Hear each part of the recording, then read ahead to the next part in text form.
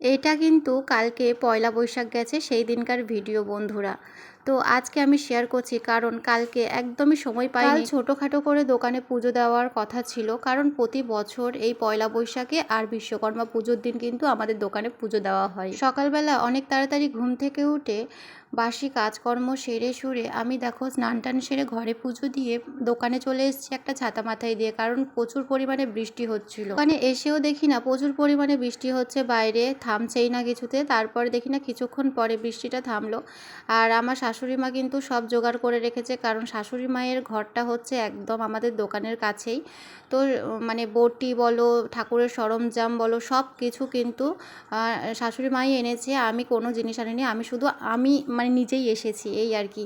তো এসেই দেখো দোকান টোকান সব পরিষ্কার করলাম, আর ফল কাটতে বসে পড়েছি, কারণ ফল কাটার দায়িত্বটা আমারই থাকে। আর বাড়ি থেকে কিছুটা গাছের ফুল নিয়ে বাবাও কিন্তু অনেক রকমের ফুল তুলে রেখেছিল। তো এখানটায় কি কথা বলছিলাম আমি জানি না, মা ছিল বাবা ছিল তাদের সাথে। তো আমার ফল কাটা একদম কমপ্লিট হয়ে গেছে। বাবা ওদিকে নারকেলটাকে কুড়িয়ে দিল, আমি এবার ছোট ছোট করে কেটে নেব, কেটে নিয়ে ফলের ওপরে দিয়ে দেবো। ঠাকুর মশাইয়ের প্রায় আসার সময় হয়ে গেছে এইবার। এটা যেহেতু কালকেকার ভিডিও, তাই সকলকে জানাই শুভ নববর্ষ বন্ধুরা। সকলে সারা বছর সারা জীবন ভালো থেকো, সুস্থ থেকো। বড়দেরকে আমার অনেক প্রণাম, আর ছোটদেরকে অনেক অনেক ভালোবাসা।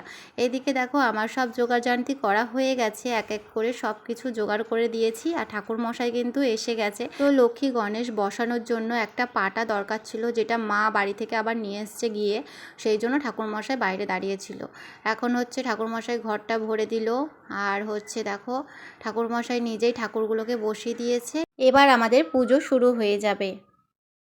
দেখো বন্ধুরা, আমাদের পুজো সম্পূর্ণ হয়ে গেছে, সকলকে প্রসাদ দিয়ে দিয়েছি। আর এদিকে বসে বসে বাবা হচ্ছে মিষ্টির প্যাকেট করছে, কারণ আজকে তো আমাদের দোকানে হালখাতা আছে। তো কে কে মিষ্টি খাবে চলে এসো। তো বন্ধুরা টাটা।